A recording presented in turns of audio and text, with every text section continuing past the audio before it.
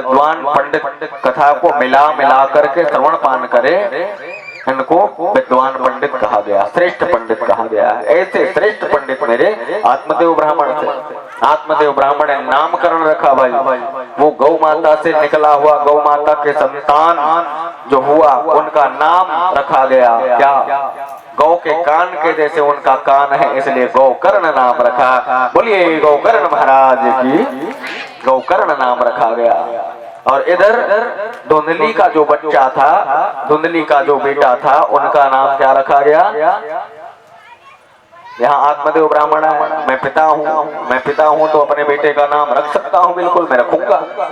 बोले रखोगे, ऐसे कैसे मैं रखने दूंगी। धुंधली कहने लगी भैया 9 महीना तक के पेट में मैं रखे हूँ, नाम रखने के लिए आप आ गए, आपको कैसे रख दूंगी मैं नाम, मैं रखूंगी।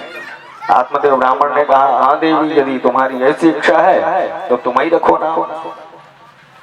तो धुंधली कहने लगी कि धुंधली मेरा नाम है तो मेरे बेटे का नाम धुंधकारी होगा। इस प्रकार से उनका नाम धुंधकारी हुआ। धुंधकारी जैसे जैसे बढ़ते गए वैसे वैसे पाप कर्म करते गए और बहुत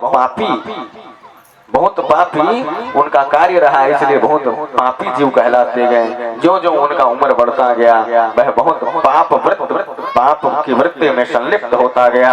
और गोकर्ण जी महाराज जो जो आगे बढ़े, जो जो आगे बढ़े त्यों त्यों एकदम पंडित बनते गए, खूब ज्ञानी बनते गए, खूब महान बनते गए, खूब ज्ञानी यह बनते गए। महाराज एक दिन तो ऐसी दशा आई कि वो धुंधकारी मदिरा पान करना शुरू कर दिए, शराब पीना शुरू कर दिए, मांस का भक्षण शुरू कर दिए। ब्राह्मण हो करके भी उनका इतना कुकृत्य देख करके स्वयं साक्षात धाता अभिविस्मतः ब्रह्मा बाबा खुद थर्रा गए, राम राम राम राम। ब्राह्मण हो करके भी कितनी गंदी दशा में है, तो धिक्कार है तुम्हारे जीवन को।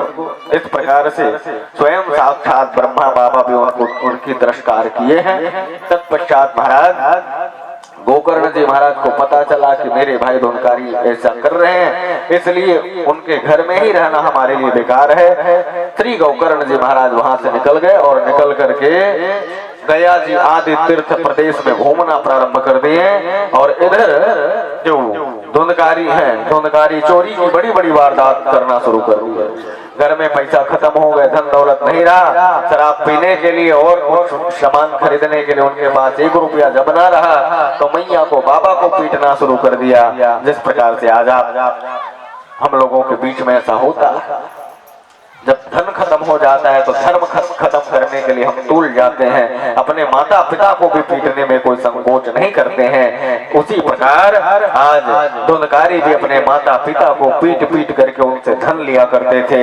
एक दिन तो उनकी मैया अंधी हो गई, अंधी होकर के जाकर के कुएं में गिर करके वह उनका प्राणांत हो गया, उनकी मृत्यु हो गई।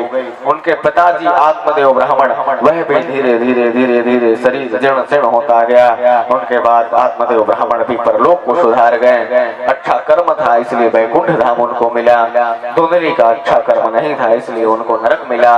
उनके बाद इधर उन दोनों का बेटा धुंधकारी एकदम स्वतंत्र हो गए। और जैसे ही स्वतंत्र हुए तो महाराज फिर क्या था, परम स्वतंत्र न सिर पर कोई, जिनके सिर पर कुछ नहीं होता है ना, वो तो एक तो भगवान होता है, दूसरा पिशाच होता है।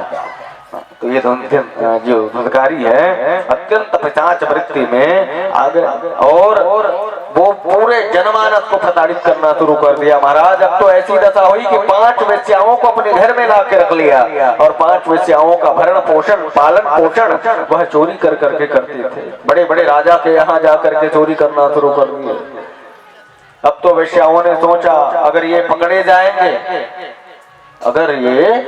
जाएंगे और राजा को यदि पता चला कि इनका धन इन वेश्याओं को खिलाया जा रहा है, इस परिस्थिति में राजा के द्वारा हमको भी मृत्यु दंड मिल जाएगी। इसलिए महाराज इनको तो तत्काल मारना उचित है। 5 वेश्याओं ने एक मत होकर के विचार करके जैसे ही धुंधली का बेटा धुंधकारी वहां घर में आए हैं तो एक वहीं पर पलंग था। पलंग में क्योंकि नशे से मदोन्मत्त होकर के जब भी घर आते थे, नशे से होकर के आते थे, खूब नशा चढ़ा हुआ था। जैसे ही घर में आए तो खाट में गिर गए, और खाट में गिरे तो वेश्याओं ने उनको खूब मारना शुरू किया, खूब मारा, बांध दिया रस्सियों से। रस्सी से जब बांधा महाराज, उनके बाद वो चिल्ला रहे थे।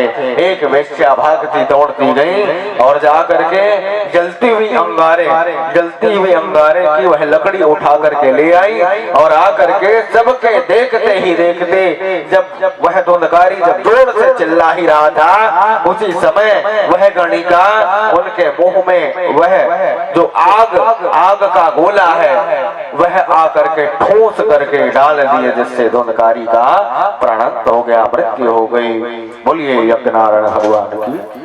गलत संगति करने से, बेकार की संगति करने से व्यक्ति की हसरत यही हुआ करता है महाराज। लेकिन उनके बाद जैसे ही उनका दूसरा जन्म हुआ तो दूसरे जन्म में भयंकर प्रेत बना, और प्रेत बन करके उसी घर में, जिस घर में वह वेश्याओं का भरण पोषण करते थे, उसी घर में आकर के बैठ गए। उनको हवा में रहना, क्योंकि भूत प्रेत कहाँ रहते हैं, पिशाच का रहना कहाँ होता है, हवा में ही रहते हैं। हवा में ही वह घूम रहा है, रह रहा है, कहीं पर भी टिक नहीं पा रहा है, प्यास लग रही, भूख लग रही है, खूब तड़प रहा है। एक भयंकर जीवन को उन्होंने पाया है, प्रेत का जीवन। प्रेत का जीवन कैसा होता है पता, हवा में ही रहता है, हवा एक जगह टिक नहीं, कहाँ टिकती है। ठीक उसी प्रकार प्रेत की योनि को प्राप्त हुए मनुष्य एक जगह टिकता नहीं है, वह घूमता रहता है, तड़पता रहता है पानी के लिए, भोजन के लिए। वो तड़पते तड़पते उस घर में पड़ा है। एक दिन जब गोकर्ण महाराज को पता चला कि मेरे भाई की मृत्यु हो गई है, तो गया जी में जाकर के उन्होंने पिंडदान किया, बड़े बड़े तीर्थों में जाकर के उन्होंने पिंडदान किया, परंतु उनके मुक्ति नहीं हुई महाराज। जब मुक्ति नहीं हुई महाराज जी को पता चला, गोकर्ण जी महाराज मेरे भाई स्वर्ग सिधार गए हैं, मर गए हैं, माता पिता सब चल बसे हैं, अब जाना चाहिए घर में, बहुत दिन हो गया नहीं गए हैं। गए और जाने के बाद उन्होंने देखा अब किसी के घर में कोई ना रहे तो धूल धक्कड़ तो जम ही जाता है। ताले को तोड़ करके जब महाराज बंदर गए, गोकर्ण जी ने देखा धूल धक्कड़ जमा हुआ है। एक कोने के स्थान को साफ करते हैं, और साफ करके वहीं पर एक पलंग बिछा करके महाराज श्री गोकर्ण जी वहां पर सो गए। और जैसे ही सोए, अर्धरात्रि का समय था, अर्धरात्रि के समय में ऐसी आवाज आई महाराज, घोड़ा चिल्ला रहा था, कुत्ते भौंकने का आवाज, कभी गधों की आवाज, कभी ऊंट की आवाज, भयंकर आवाज। जब कर्णरंध्र से गोकर्ण महाराज जी ने सुना तो उन्होंने कहा, कौन हो तुम? कुछ भी जवाब नहीं आया। कौन हो तुम? कुछ भी जवाब नहीं आया। जब जल को अभिमंत्रित करके गोकर्ण जी महाराज ने वहीं पर छींटा मारा, तो वहीं पर एक काले रंग का पुरुष का प्रादुर्भाव हुआ, और जैसे ही वह पुरुष का प्रादुर्भाव हुआ, काले रंग का दिखाई दिया करते थे, वह धुंधकारी ही था। वह हाथ जोड़ करके श्री गोकर्ण जी महाराज से कहने लगे, हे गोकर्ण भैया, मैं ब्राह्मण होकर के भी ब्राह्मण होने का जो गौरव था उनको मैं खो दिया था। मेरा संस्कार अच्छा ना था, मैं चाह करके भी अच्छा ना कर पाया महाराज। मेरी बुद्धि आज भी भटक रही और प्रेत की योनि मुझे मिली है। कृपा कर आप मुझे इस प्रेत की योनि से बाहर निकाले महाराज, बड़ी कृपा होगी। तब गोकर्ण जी महाराज ने कहा, अरे मैं तो गया जी में पिंडदान किया हूँ, और गया जी में पिंडदान करने के बाद कहाँ भूत प्रेत बसते हैं क्या? बचेगा गया जी माँ पिंडदान करवे भूत प्रेत रहेगा? रात में कैसे करता नहीं कैसे करा, रिपोर्ट से लिखवा भाई। पिंडदान कर दोगे तो पिंडदान करने के बाद कुछ नहीं बचता है, लेकिन पिंडदान गया जी में करने के बाद यहाँ धुंधकारी जीवित है, बचे हुए हैं, प्रेत की योनि को भोग रहे हैं। गोकर्ण जी महाराज सूर्य नारायण भगवान की आराधना करते थे। उन्होंने सूर्य नारायण भगवान को पूछा, मेरे भाई ब्राह्मण होकर के भी ब्राह्मणत्व का नाश कर दिया था, वेश्यावृत्ति में संलग्न था महाराज, भयंकर प्रेत की योनि उनको प्राप्त हुई है, इसलिए मैं निवेदन करता हूँ कि आप कुछ ऐसा कृपा करें कि उनका जीवन उद्धार हो, प्रेत की योनि से उनको मुक्ति मिले।